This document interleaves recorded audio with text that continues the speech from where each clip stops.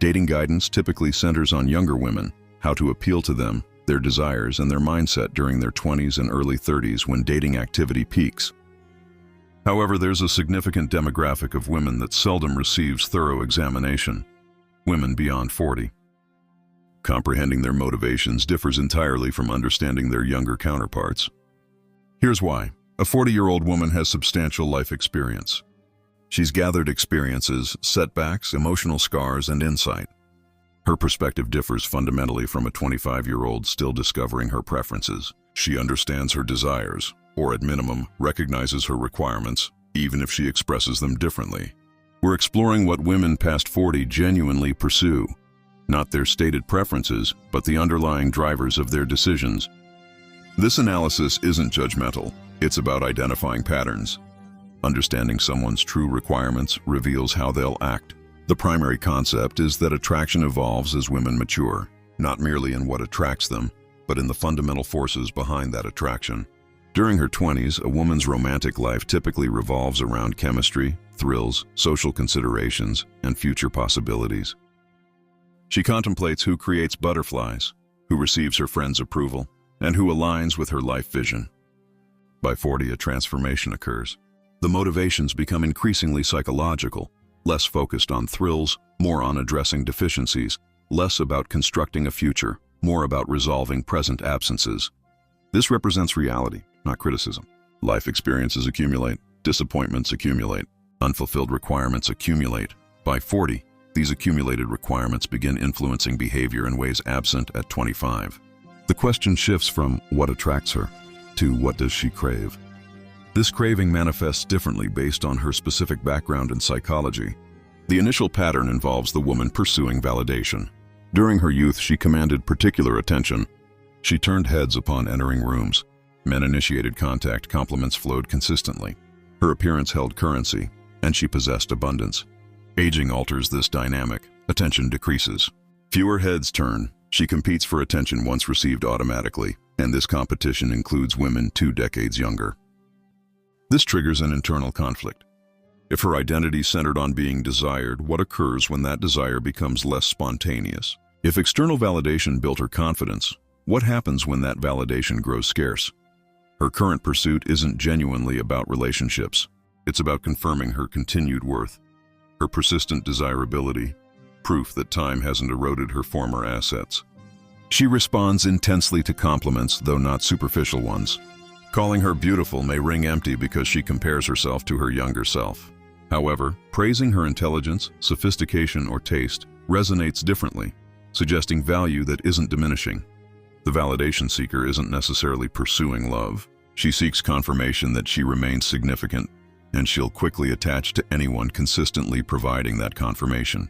Observe her social media behavior. Notice her reactions when others receive attention.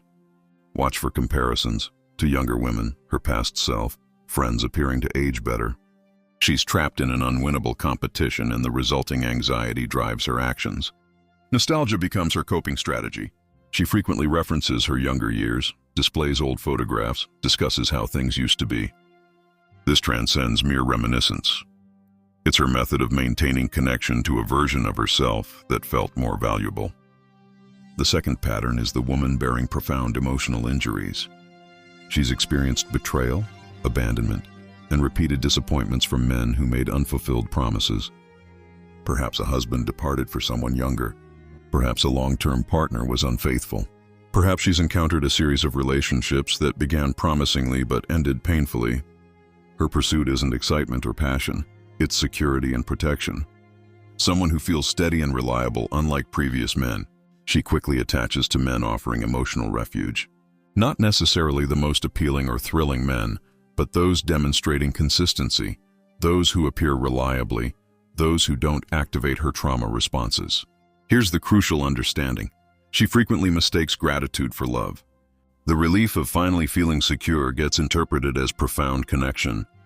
The absence of anxiety gets confused with the presence of passion. This creates a pattern. She bonds intensely with whoever delivers safety. However, once that security establishes itself, once her wounds heal sufficiently that they're no longer actively painful, the gratitude, resembling love, may diminish.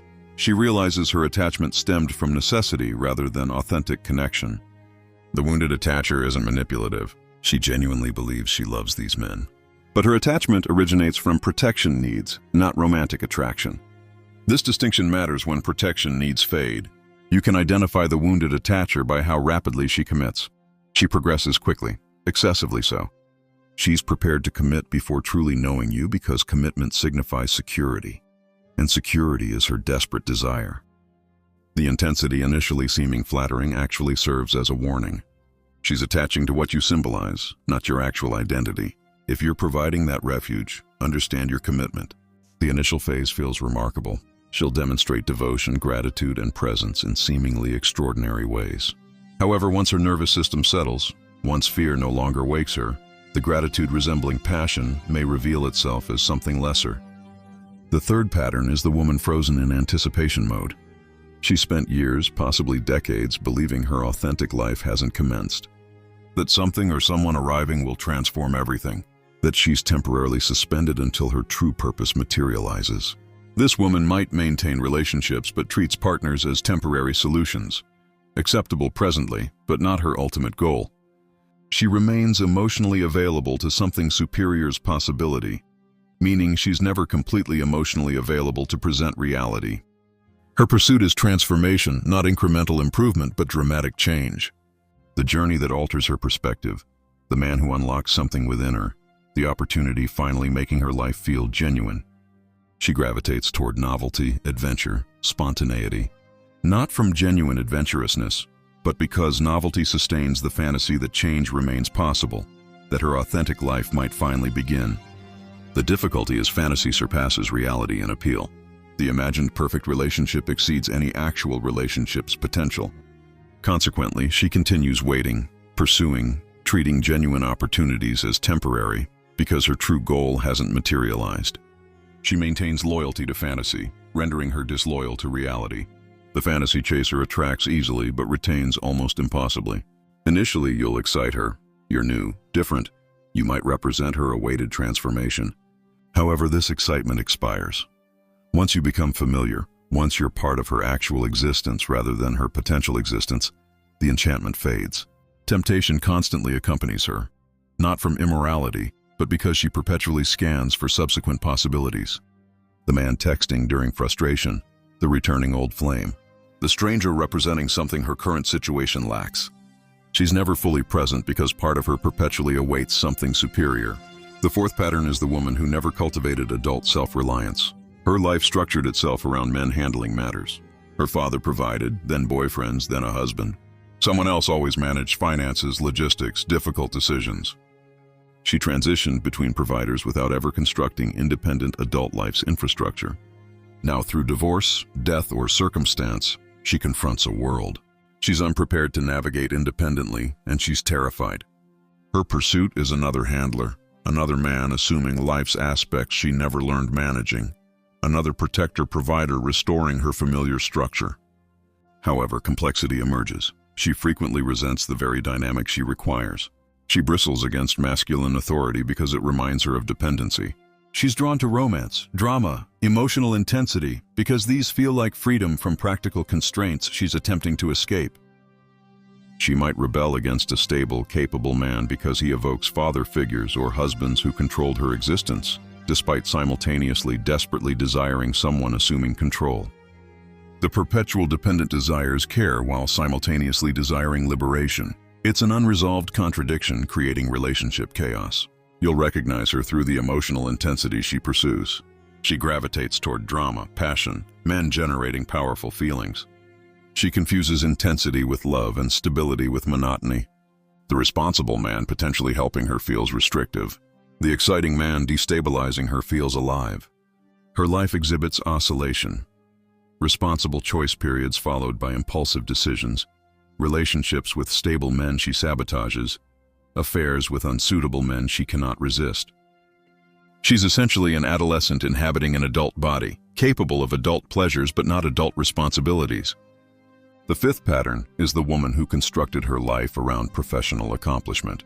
She's successful, accomplished, accustomed to leadership. She spent decades developing leadership skills, decisiveness, assertiveness, control, emotional regulation. These skills served her career excellently. The problem: dominance patterns don't deactivate outside the office. She imports executive mode into personal life. She manages relationships like projects. She struggles yielding control because yielding resembles weakness, and she hasn't permitted herself weakness for considerable time. Her pursuit is complicated. Superficially, she desires a respectable partner, someone sufficiently strong that she doesn't feel she's managing him. Simultaneously, she's profoundly uncomfortable without control. She craves submission yet fears it. She desires relinquishing control yet doesn't know how. This creates oscillation. She's attracted to strong men, then competes with them. She desires leadership, then rebels when it's offered. She's exhausted by her dominance, yet cannot cease exercising it. The career dominant often carries significant tension, emotional, physical, psychological, that she cannot release. Her armor is excessively well constructed, and beneath it exists a woman desperately desiring someone strong enough to make her feel secure enough to remove it. The career dominance tragedy. What she most requires is what she least accepts. She requires surrender, but surrender demands trust. Trust demands vulnerability, and vulnerability is precisely what became Armored years ago. She's imprisoned by her own competence. If you're attracted to career-dominant women, understand the paradox. She'll constantly test your strength, not desiring your failure, but requiring confirmation you can handle her before considering relinquishment. These tests exhaust, but they're also invitations. The sixth pattern is the woman experiencing social or financial decline. She once inhabited a particular world, a specific neighborhood, social circle, lifestyle. Perhaps through marriage, personal success, or family, she accessed a status level feeling like her natural environment. Then change occurred. Divorce, financial reversal, loss. Now she's living a life feeling beneath her, not necessarily impoverished, but reduced, diminished, humiliating compared to her past. Her pursuit is restoration. Not merely money, but the world money provides access to: restaurants, vacations, social circles, the elevated belonging sense. She gravitates toward men representing that world, men with visible success, status markers, access to missed environments. She quickly attaches to anyone seeming like a ticket back to where she belongs. This renders her vulnerable to displays. Men projecting status, even exaggerated or false projection, trigger rapid attachment. She desires belief because belief means restoration hope. The status recoverer isn't necessarily superficially materialistic. She's mourning lost identity, seeking someone restoring it. You'll notice her current circumstance discontent. She discusses her past, highlighting present contrast. She name-drops former connections. She maintains standards seemingly misaligned with current reality, not from delusion, but because she measures against where she was, not where she is. The status recoverer's danger. She may be more attracted to what you represent than your identity. If your appeal primarily involves status, success, access, lifestyle, understand you're filling a role. That can function, but it's unstable. What happens if your status changes? What if someone with superior status appears? The seventh pattern is the woman in perpetual motion.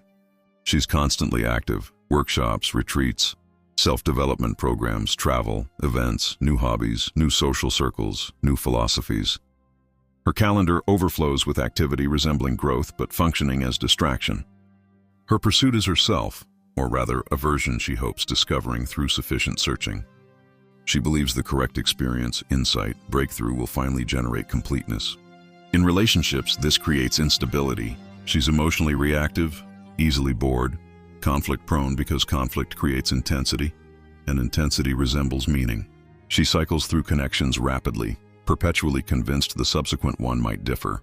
Short-term connection with the chronic searcher is possible, especially if you share her current enthusiasm, validate her current worldview, match her current energy. However, long-term stability proves nearly impossible because stability resembles stagnation to her. She mistakes chaos for self-discovery, movement for progress. She'll search indefinitely because admitting she's found her goal would mean stopping running. The chronic searcher typically holds strong opinions about everything: spirituality, diet, politics, relationships. These opinions change frequently, each held with complete conviction until the next arrives. This isn't intellectual curiosity. It's identity instability disguised as open-mindedness. In relationships, she brings equal measures intensity and exhaustion. She desires deep 2 a.m. conversations. She wants you growing with her, changing with her, matching her constant evolution. The problem, her evolution lacks destination. She's not becoming something, she's just moving. The 8th pattern is the woman hardened into cynical independence. She's experienced sufficient disappointment that she's ceased expecting anything from men. She's constructed a life requiring no partner. She takes pride in needing nobody, and that pride became her identity. The armor is genuine. She's authentically tough, frequently professionally successful because toughness translates well to competitive environments. She handles difficulty, handles solitude, handles virtually anything. What she cannot handle is vulnerability. The armor protecting her from disappointment also prevents genuine intimacy. She doesn't know how to permit someone's entrance without feeling she's losing something. So she discovers a workaround: caretaking. She's drawn to younger men, less established men, struggling men, men she can help, guide, mentor, rescue. This permits relationship maintenance while preserving control. She gives, not receives. She's strong, they're weak. The power dynamic remains comfortable. The armored caretaker pursues intimacy through indirect means. She desires connection but only accepts it when she's providing it. Caretaking becomes vulnerability's substitute. While this continues, she never risks actually being seen. Her romantic history frequently includes men who needed her, men she helped through difficulties, men who were works in progress. She'll claim she accidentally attracted broken men, but the pattern isn't coincidental. Broken men are safe. They cannot threaten her fortress. If you're a capable, stable man attracted to an armored caretaker, understand that your capability actually creates barriers. She doesn't know how to relate to someone she cannot fix. Your strength discomforts her because it eliminates her control-maintaining excuse. Here's what unifies these patterns: deficiency. Every described woman lacks something. The validation seeker lacks continued value proof.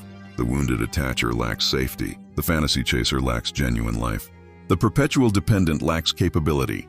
The career dominant lacks surrender permission. The status recoverer lacks former position. The chronic searcher lacks identity. The armored caretaker lacks receiving ability. This isn't criticism. Everyone lacks something. Everyone has unmet needs driving behavior. This is simply human nature. However, here's why it matters specifically for understanding women past 40. By that age, deficiencies have accumulated. Compensations have calcified. Patterns have become entrenched. What might have been a minor tendency at 25 has become a defining characteristic by 45. Understanding someone's deficiency reveals what they're pursuing. Understanding their pursuit reveals their behavior. In dating, relationships, conflict, everything. You can identify the deficiency through attention. What does she complain about most? What does she discuss wishing she possessed? What recurring themes appear in past relationship stories? What makes her illuminate and what makes her defensive? The deficiency isn't always obvious because most people don't articulate deepest needs directly. They hint at them, circle around them, reveal them through patterns rather than statements. However, the deficiency always exists, driving behavior from beneath. This brings us to an uncomfortable truth. Much of what women past 40 call love is actually need. Not entirely. Genuine love exists at every age. However, the described patterns produce attachment resembling love, but actually being something else. The validation seeker attaches to whoever validates her. The wounded attacher bonds with whoever provides safety. The status recoverer falls for whoever represents restoration. This isn't romantic connection. It's need finding a supplier.